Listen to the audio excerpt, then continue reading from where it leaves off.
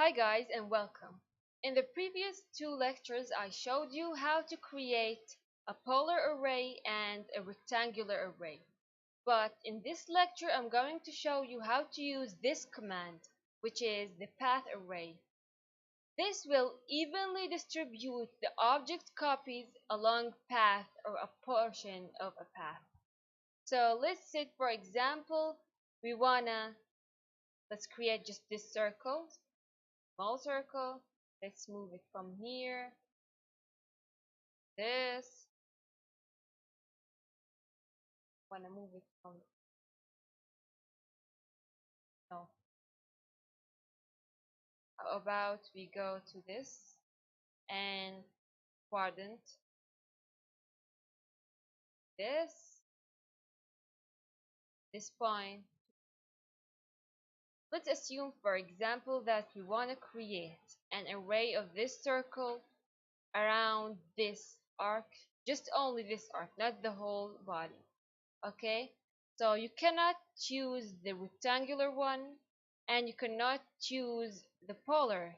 The rectangular is wrong and the polar array is wrong as well. So we choose something which is called the path array.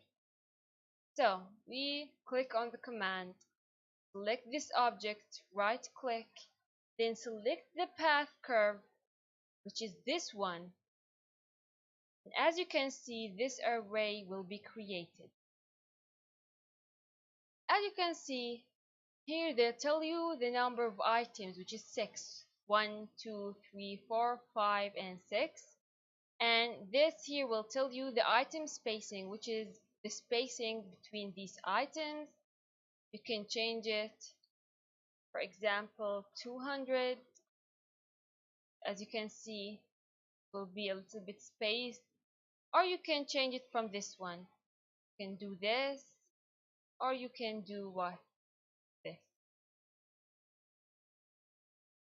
This one here for what?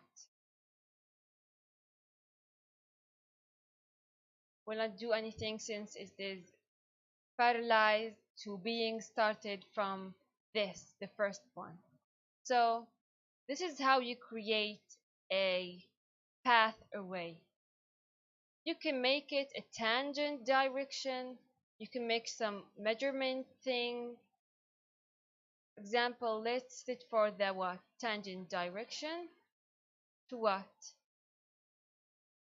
To this point.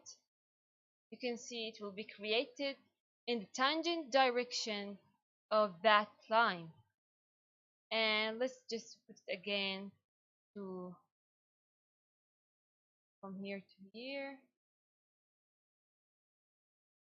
and it will be crossed, will be signed from the center of any of all the circles. Let's, for example, assume we want to make some measurement, divide the number of items. Let's change it for 10, for example. See, let's make it from where? From here to anywhere here.